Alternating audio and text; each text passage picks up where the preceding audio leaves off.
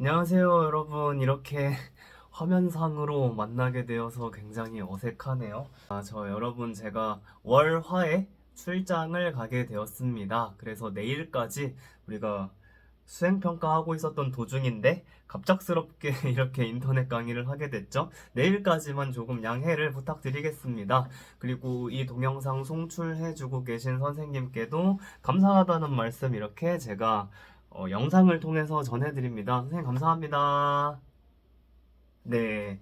그러면 우리 지난 시간까지 종교에 대해서 배워봤어요. 우리 2학기는 5가지 파트로 구분이 됩니다. 종교, 이렇게 글자 띄울까요? 종교, 인구, 도시, 식량자원, 에너지자원 이렇게 구분이 됩니다. 그런데 여기서 인구랑 도시가 좀 이어지는 부분이 있어요. 왜냐면 인구가 많은 곳이 도시잖아요. 그래서 인구에서 도시로 좀 긴 호흡으로 이어질 건데 그 첫 번째 파트인 인구를 오늘 처음으로 저랑 같이 알아봅시다. 우리 동영상 하나 보고 시작할게요.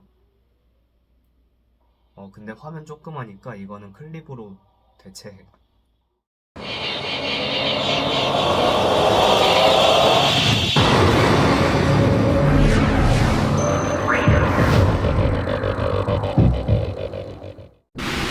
자, 그래서 여러분, 멜서스랑 베커가 각각 주장을 서로 다르게 했어요. 멜서스 같은 경우에는 인구는 기하급수적으로 증가한다.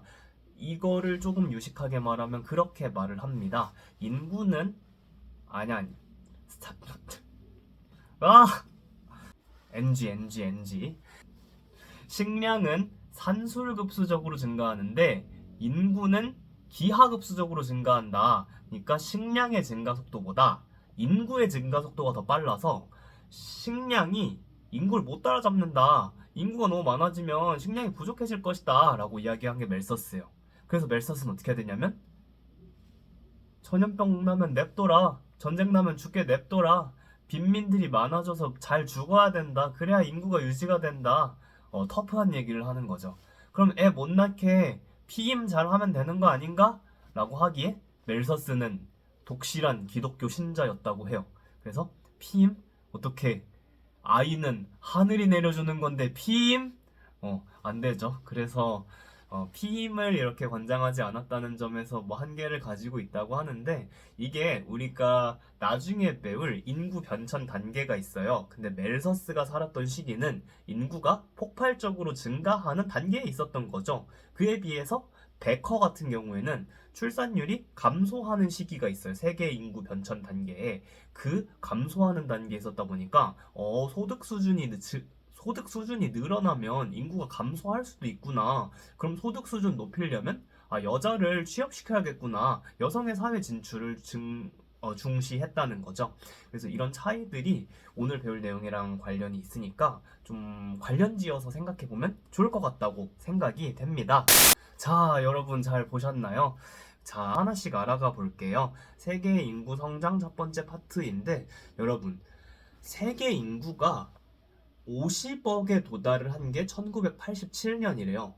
근데 60억에 도달한 게 불과 12년 만인 1999년, 그리고 70억 인구에 도달을 한 게 2011년, 그리고 80억 인구 도달한 게 2022년. 이런 것들을 보니까 어때요? 인구의 증가 속도가 더 빠르게 증가하고 있다. 인구의 증가 속도가 빨라지고 있다라고 하는 거죠. 그래서 아래 그래프를 보시면 인구의 증가를 곡선으로 표현을 한 건데 이 1800년대에 있는 산업혁명을 기점으로 인구가 정말 빠르게 증가하고 있다는 것을 확인해 볼 수 있습니다. 왜 산업혁명 이후로 인구가 증가했는지는 다음 슬라이드에서 같이 알아볼게요. 먼저 이거에 대해서 알아봅시다. 그런데 이러한 인구의 증가가 우리 세계에 균질하게 일어났느냐? 라고 하면 그렇지 않다는 거예요. 이걸 보시면 인구가 많은 곳은 정해져 있습니다. 여기 지도를 보시면 중국, 인도, 유럽, 아프리카가 조금 지도상에서 되게 크게 표현되어 있잖아요. 이건 뭐냐면 기존의 세계 지도에서 면적을 그 실제 면적이 아니라 그 면적값 대신 인구값을 넣어서 지도의 형태를 왜곡한 지도인 거예요. 이 지도를 보니까 중국이 인구가 많으니까 이렇게 확대되었구나. 인도가 인구가 많으니까 이렇게 확대되었구나. 중국이랑 인도가 인구 많은 건 알았는데 아프리카와 유럽의 인구가 이렇게 많구나 하는 것도 같이 알아볼 수 있는 거죠. 여러분 그러면 이걸 봤을 때 인구가 어디에 많은가? 지구를 반으로 갈랐을 때 남쪽보다 북쪽이 인구가 많아요. 근데 북쪽의 인구가 얼마나 많냐면 세계 인구의 90%가 북반구에 살더라 라고 하는 거죠. 이거 한번 보니까 오스트레일리아 되게 큰 나라라고 생각했는데 지도상에서 보니까 완전 짜그라들었죠. 인구가 얼마 없는 나라입니다. 오세아니아인 인구가 얼마 없어요. 자, 이거 하나씩 봅시다. 산업화가 일찍 일어난 곳, 살기 좋으니까 사람들이 몰려서 인구가 많아진 거예요. 벼농사, 인구 부양력이 가장 좋은 식량 자원이에요. 그러니까 벼농사를 옛날부터 농사 지었던 곳은 인구가 많아졌다는 거죠. 평야, 농사를 지을 수 있는 땅이 있어야지 거기서 식량이 나오고 그 식량을 토대로 사람들이 먹고 살 수 있는 거예요. 그러니까 평야 인구가 많다. 해발고도 500m 미만의 80% 인구가 산다는데 이건 뭐냐? 평야지대에 사람이 많이 산다는 거를 다르게 말한 거예요. 그리고 해안에서 500km 이내에 70% 산다. 해안에서 500km라고 하니까 그냥 이게 글로 하면은 감이 안 잡히는데 바다에서 가까워서 뭐 수산물을 얻을 수 있어서 그런가? 그런 게 아니에요. 바다에서 멀어지면 대륙도가 증가하는 거야. 대륙도가 증가하면 뭐다? 사막이 만들어지죠. 농사 지을 수 없어. 그러니까 그런 측면에서 이 해안에서 500km 이내에 70% 인구가 산다고 바라봐 주시면 될 것 같습니다.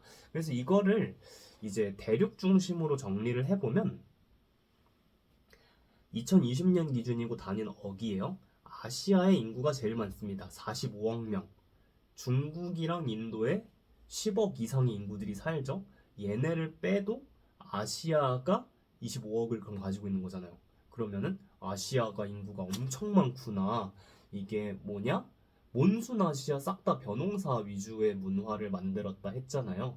그런 데에서 아시아가 벼농사를 짓고 평야지대가 많고 뭐 계절풍 기후여서 과거에서부터 인구 부양력이 많은 쌀을 길러가지고 사람들이 많이 길 사람들 NG 사람들이 많이 살 수 있었구나라고 생각해 주시면 되는 거죠.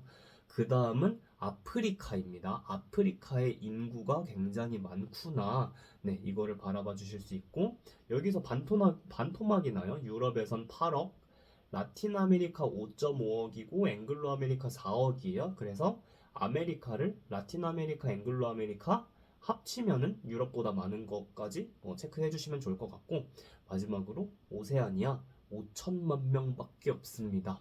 오스트레일리아, 뉴질랜드를 비롯해서 그 다양한 섬들, 뭐 키리바시, 투발루, 피지, 미크로네시아 이런 것들 짜잘한 나라들 다 합쳐도 5천만밖에 안 된다는 거예요. 굉장히 적죠. 그래서 여러분 대륙 단위로 이렇게 봤다면은 이제 나라 단위로 한번 보자고요. 자, 이제 이거는 대륙을 쪼갠 거예요. 우리나라 인구 5천만 명을 1이라고 봤을 때 중국은 27.3배, 그러니까 한 13억 정도의 인구가 있다는 거죠. 이게 2021년의 통계여서 지금 중국 다음으로 인도가 표시되어 있는데 역전이 됐어요. 중국이 이제 순위가 2위이고 인도가 1위가 되었습니다. 그리고 이 파란색이 싹 다 아시아예요. 아시아의 인구가 아까 45억 산다 그랬죠? 굉장히 이렇게 많은 걸 차지하고 있는 걸 확인해 볼 수 있고 그 다음에 아프리카가 이게 무슨 색일까요? 청록색으로 표시되어 있죠? 나이지리아의 인구 많은 거 확인해 볼 수 있고 그리고 빨간색이 라틴 아메리카랑 앵글로 아메리카 다 합친 아메리카예요. 아메리카가 다 합치면 유럽보다 많았었죠. 그래서 아메리카가 빨간색으로 미국, 브라질이 크게 보이고 노란색으로 유럽이 보입니다. 유럽에 러시아가 인구가 제일 많았군요. 이러한 것들 살펴보면 아까 대륙으로 봤을 때 인구 많은 곳이 정해져 있었는데 나라 단위로 보니까 이렇게 확인해 볼 수 있구나. 확인해 주시면 좋을 것 같고요. 자, 그래서 세계의 인구가 이렇게 어디엔 많고 어디엔 적고 하는 것들을 우리가 지금 알아본 거예요. 근데 인구가 많은 나라는 그러한 인구에 도달하기까지의 과정들을 다 가지고 있었다고 해요. 그 과정이 세계의 인구가 성장한 나라들의 사례를 싹 종합해 봤을 때, 대체로 이런 식으로 인구가 증가하더라라고 하는 패턴이 있었다는 거죠. 그것을 우리가 세계의 인구 변천 모형이라고 하는데, 대부분의 나라들이 이러한 흐름에 따라서 인구 성장이 이루어지더라라고 하는 거예요. 그래서 하나씩 봅시다. 자, 첫 번째 여기 위에는 1단계, 2단계, 3단계, 4단계, 5단계라고 되어 있고 그 밑에 파란색은 출생률, 빨간색은 사망률입니다. 그러니까 출생률이 사망률보다 높으면 인구가 증가하는 거예요. 그래서 출생률이 사망률보다 높을 때를 자연 증가율이라고 하는 거죠. 그리고 사망률이 더 높을 때는 자연 감소라고 하는 거예요. 그래서 보시면 1단계는 다산다사, 2단계는 다산감사, 3단계는 감산소사, 4단계는 소산소사, 5단계는 인구 감소입니다. 제가 어릴 때는 4단계까지밖에 없었어요. 세계지리 시간에 4단계까지밖에 안 배웠는데 요즘은 이제 인구가 너무 저출산 고령화가 심해져서 감소하는 추세가 세계적으로 심해지니까 5단계가 생긴 거예요. 여러분, 세계의 인구 문제가 이렇게 심하다고 우리 생각해보지 않았지만 그렇다라고 하는 거죠. 그래서 하나씩 봅시다. 다산은 이제 전근대 사회인 거예요. 이때는 사람들이 잘 죽어요. 특히 언제 잘 죽냐면 4세 이전에 잘 죽습니다. 그래서 애를 하나 낳으면 인구가 유지가 안 돼요. 그러니까 많이 낳는 겁니다. 우리나라도 저희 어머니 아버지 둘 다 60년대생이세요. 아버지가 6남매고 어머니는 5남매예요. 이게 뭐냐? 많이 죽으니까 많이 낳는 거예요. 그래서 이 사회 분위기도 애는 많이 낳는 게 그냥 당연한 거다 라고 생각을 하는 거죠. 그래서 많이 죽으니까 많이 낳는다. 다산다사인 건데, 자, 다음 2단계로 갑시다. 2단계는 산업혁명 이후에 인구가 왜 폭발적으로 증가했는가, 예를 통해서 이해할 수 있는 거예요. 출생률은 그대로입니다. 이제 출산이라고 하는 것도 문화의 영역이기 때문에 애를 많이 낳는 게 미덕이에요. 그 미덕이 갑자기 사라지진 않아. 여자가 애를 많이 낳아야지. 남자도 애 많이 낳으려면 뭐 바깥일 하면서 뭐 잘 가장 노릇해야지. 이런 문화는 여전히 남아 있어. 근데 뭐냐면 이제 산업혁명이 일어나면서 생산력만 좋아진 게 아니에요. 의학기술이 발달하고 공중보건이 개선됩니다. 옛날에 사람들을 많이 죽게 했던 더러운 물을 먹으면서 사람들이 죽게 되는 질병에서도 벗어나고, 그리고 사람들이 손이 맨날 더러웠어. 근데 막 비누가 보급돼. 그리고 뭐 이제 사람들이 양치질을 하기 시작해. 그러면서 사람들이 감염병에서 많이 벗어나게 되는 거예요. 이런 공중보건의 개선, 의료기술의 발달, 이러한 것들로 인해서, 자, 아까 출산은 문화라고 했어. 여전히 애를 많이 낳는 게 미덕이야. 그런데 애가 안 죽어. 6명 낳는데 과거에는 6명 낳으면 한 2명은 죽었어. 근데 이제 6명 낳는 건 똑같은데 아무도 안 죽어. 그러면 과거에 비해서 어때요? 사망률이 낮아지니까 인구가 증가하는 거죠. 자연 증가하기 시작합니다. 그래서 이게 첫 번째 인구가 증가하기 시작하는 다산 감사의 단계인 거예요. 다산은 여전하지만 사망률은 감소한다. 그래서 다산 감사입니다. 감사합니다. 랑은 전혀 상관이 없어요. 죄송해요. 자, 넘어갑시다. 그 다음은 이제 출산율이 감소하는 거예요. 왜냐면 인구가 증가하니까 이 늘어난 식구들을 감당할 수가 없어. 낳는 걸 줄여야 돼요. 그래서 감산인데 사망률은 이제 충분히 낮아졌습니다. 이제 감사가 아니라 소사예요. 소사. 그래서 감산소사의 단계로 들어옵니다. 그러면 이제 애를 안 낳는단 말이에요. 근데 여기에 그게 있어. NG. 인구가 미친 듯이 증가를 하니까 애를 이제 밥 먹일 수가 없단 말이에요. 그래서 국가 주도에서 우리나라 같은 경우에는 덮어놓고 살다 보면 거짓골을 못 면한다. 이런 식으로 출산을 제한했다는 거죠. 이러한 산하 제한 정책이 만들어지거나 아니면 이제 여자들도 그런 거예요. 덮어놓고 살다 보면 거짓골을 못 면한다면 우리가 가난하다는 거 아니에요. 그러니까 여자들도 이제 적극적으로 사회 나가서 맞벌이 부부 증가하기 시작합니다. 그럼 어때요? 이런 것들이 맞물리니까 출산 나라에서도 출산을 장려하지 않아 출산을 억제했으면 좋겠어. 그리고 여자들도 자발적으로 나가서 일을 해요. 그리고 그런 것들을 이제 권장하는 거죠. 왜냐면 사람들이 너무 가난하게 사니까. 그러다 보니까 어때요? 여성의 사회 진출과 산하 제한 정책으로 이 시기에는 출산율이 감소하더라. 그래서 감산소 네, 맞죠? 감산소 사회 단계에 진입을 했다라고 하는 겁니다. 그래서 마지막에는 이제 출산율도 충분히 낮아졌어요. 그리고 사망률은 이미 낮았죠. 그래서 소산소 사회 단계로 이제 낮은 출생률과 낮은 사망률이 균형을 이루면서 인구를 유지해야 되는데 5단계가 있습니다. 5단계는 이제 인구 감소예요. 사망률은 그대로인데 출산율이 너무 낮아진 거예요. 이제 이런 상태에서는 인구가 감소하기 시작하고 이제 우리나라 같은 경우에도 그리고 해외 대부분의 선진국들의 경우에도 인구 감소를 경험하고 있다는 거죠. 이러한 것들을 봤을 때 세계 인구 변천 모형이 라는 게 있고 이런 것들이 세계 여러 나라들의 현재 개발도상국은 2, 3단계를 거치고 있을 것이고 현재 선진국들은 4, 5단계를 거치고 있을 것이고 그럼 보니까 경제 발전 단계에 따라서 출산율에 혹은 사망률의 변화로 인한 인구의 변화 단계가 전 세계에서 모든 나라에서 대체로 비슷비슷하게 나타났구나 우리가 생각해 볼 수 있다는 거죠. 아, 그럼 아까 멜서스랑 베컨은 어떤 것 같아요? 멜서스는 인구가 증가하는 시기에 살았던 사람이니까 아, 인구 너무 증가하면 안 돼. 그냥 죽게 냅둬. 라고 하는 거고 베컨은 어때요? 여성사회 진출하면서 사람들 소득 수준 높아지면 출산율 감소하더만 이라고 얘기를 하는 거죠. 이 사람들이 살았던 시대가 각각이 인구 변천 단계에서의 단계가 다르니까 그런 다른 생각들을 두 사람이 할 수 있었다라고 비교해보면 되게 신기하죠. 자, 그래서 넘어갑시다.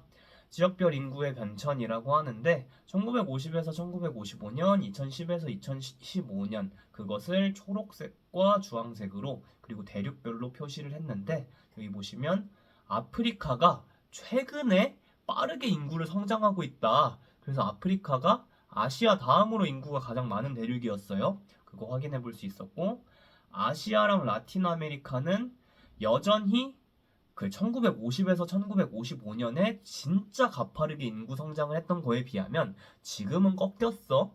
그런데 여전히 많은 인구 성장을 기록하고 있다고 하는 거고 앵글로 아메리카 같은 경우에는 과거에 비해 확 낮아졌죠. 앵글로 아메리카는 왜냐면 캐나다랑 미국밖에 없는 거예요. 멕시코 넣지 않는 거라서 그런 거야. 둘 다 선진국이니까 이제 인구 증가가 둔화됐다.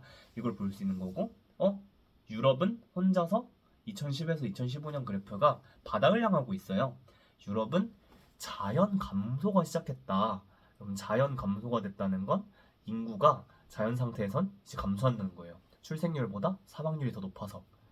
근데 유럽의 어떤 나라는 인구 증가한다던데요? 그런 것들을 봤을 때는 이제 자연 감소 말고 사회적 증가라는 게 있어요. 이민이 많아지면 자연 감소보다 사회적 증가가 많고 사회적 증가로 인해서 인구가 증가할 수는 있습니다. 네, 그렇게 받아들여 주시면 되고 자, 인구 같은 경우에 선진국과 개도국이 지금 보니까 개발도상국은 인구가 빠르게 증가하고 있고 선진국은 인구 증가가 둔화됐다는 걸 볼 수 있는데 여러분 이제 유소년 인구, 청장년층 인구, 노년층 인구를 비교했을 때 이게 아까 얘기했던 이 선진국의 인구 성장이 둔화됐구나 개발도상국은 인구 성장이 활발하구나를 그 인구 구조를 통해서 확인해 볼 수가 있어요. 그거를 같이 이 그래프를 보고 확인을 해보죠. 인구 피라미드인데 니제르 아프리카에 있는 나라입니다. 여긴 어때요? 낮은 연령의 인구가 굉장히 많고 높은 연령의 인구로 갈수록 줄어들죠. 이게 뭐야? 애를 진짜 많이 낳고 이 사람들이 성장 해감에 따라서 점점 죽는다는 거죠. 그런 잔인한 이 사회의 모습을 보여주고 있는 것이다. 네, 개발도상국의 특징이고 이러한 네, 유소년 인구가 가장 많은 인구 구조를 피라미드형 인구 구조라고 한다. 그리고 그에 비해 독일, 우리가 잘 알고 있는 유럽의 선진국이죠. 여기는 유소년 인구가 그렇게 많지 않고 노년에서 청장년층의 인구가 많은 거 확인해 볼 수 있죠. 자, 이런 것들 다 봤을 때 개발도상국은 출생률, 사망률 모두 높구나. 유아 사망률 높은데 애를 진짜 많이 낳으니까 유소년 인구가 많구나. 아, 합계 출산율, 가임기 여성이 평생 낳을 것으로 예상되는 자녀의 수를 말하는 거예요. 그러니까 음, 어, 부부 합계 출산율이 2야. 2. 그러면 여자 한 명이 애 둘을 낳는 사회인 거예요. 그럼 인구는 증가한다, 감소한다? 여러분들 생각에? 유지되는 거죠. 왜냐면 남녀가 만나가지고 애를 낳는 거잖아요. 그러니까 합계 출산율이 3이면 2명으로 돼 있는 부부인데 요 여자 한 명이 애를 3명 낳는다. 그러니까 인구가 증가하는 사회인 거죠. 그래서 합계 출산율은 2를 넘어야 되는데 좀 더 자세히 말하면 선진국에선 2.1, 개발도상국에서는 사망률이 높으니까 그 이상의 자녀를 낳아야지 인구가 유지된다는 거죠. 근데 우리나라 인구 합계 출산율이 0.8이래. 여자 한 명이 한 명도 안 낳아요. 그러니까 인구가 아주 크게 감소하고 있다는 거죠. 2여야 되는데 0.8인 거야. 그래서 인구 감소 문제, 저출산 문제가 진짜 심각하구나 우리가 생각해 볼 수 있는 거죠. 자, 유소년 부양비는 부양 금액이 아니에요. 부양 비율을 말하는 건데 청장년층 인구 분의 유소년 인구 비율인 거예요. 그래서 이 사람들이 이제 부양의 주체인 거잖아요. 돈 버는 사람들이 돈 안 버는 유소년이랑 노년을 부양해야 되는 거잖아. 근데 유소년 인구가 진짜 많고 청장년층 인구 그렇게 많지 않았잖아요. 그러니까 유소년에 대한 부양비가 높은 사회다, 개발도상국은이라고 할 수 있는 거고. 선진국 봅시다. 노인 인구 비율 높아요. 이제 유소년 많이 낳지 않고 그 유소년이 시대가 지나면 그 적은 사람들이 청장년층이 될 거 아니야. 근데 과거에 얘네도 개발도상국이었을 때는 인구가 많았을 거 아니에요. 그 사람 거기가 이제 다 노년에 가 있는 거야. 그래서 노년 인구는 많아. 청장년층은 적어. 유소년은 더 적어. 그래서 이것을 우리가 노인 인구 비율과 밑에 보시면 노년 부양비가 높다고 표현을 할 수 있고, 노령화 지수는 이 사회가 얼마나 노인이 많은 사회인가를 드러내는 지표의 하나다라고 생각해 주시면 됩니다. 옛날에는 노령화 지수 계산할 줄 알았어야 되는데 요즘은 그것까지 요구하고 있지 않는 것 같고. 자, 중위 연령은 저번에 한번 설명을 했죠. 우리 반이 일렬로 쭉 줄을 서, 그럼 우리 반의 중위 연령은 몇 살이다? 18살이에요. 왜냐면 여러분 30명이 일자로 쭉 줄 서 있고 20몇 살인 제가 끝에 서 있는 거예요. 중간에 서 있는 사람 쏙 빼오면 얘 18살인 거잖아. 이것처럼 어떠한 인구 집단을 나이 순으로 일렬로 줄 세웠을 때 가운데 서 있는 사람의 연령을 중위 연령이라고 하는데, 선진국은 노년 인구가 많고 그 다음으로 청장년 인구가 많고 유소년 인구는 적으니까 중위 연령이 높다는 거죠. 자, 이런 식으로 생각해 볼 수 있어요. 그러면 여러분, 인구 문제가 이렇게 있어. 그러니까 개발도상국은 유소년 케어가 안 돼. 선진국은 노인 너무 많아. 그리고 애를 안 낳아. 그러니까 이런 각각 처해 있는 인구 문제가 다르잖아요. 그러니까 솔루션도 달라야겠죠.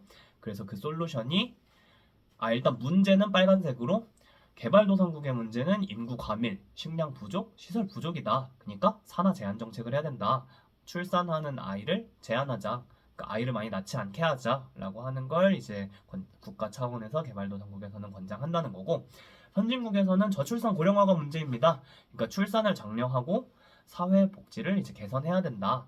여자들이 자유롭게 사회에 진출한 것까진 좋았는데 이제